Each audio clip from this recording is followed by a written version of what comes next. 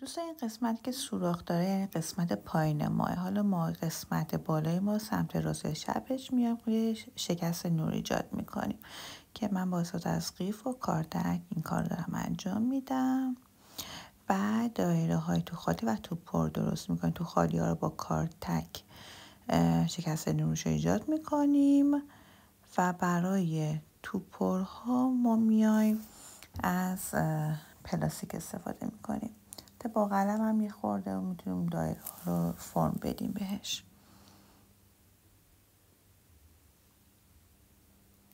پس اونایی که تو پر بودن و پلاستیک گذاشتیم. حالا با یک کرم یه چیزی که سرش کرده روش فشار میدیم که اون حفره ها خوب ایجاد بشه. بعد دوباره با قلم مرتبش میکنیم.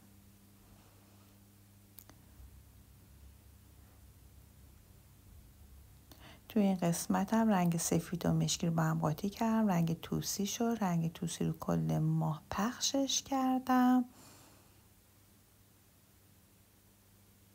بعد اومدم با رنگ سفید که زهر شود با یه پارچه گرفتم. بعد تاش زدم با یه کمک اسفنج داخل ماه. بعد اون دور کاور روشم رنگ مشکی زدم. اینم از نتیجه کلی ماهمون. امیدوارم که از این آموزش لذت برده باشید.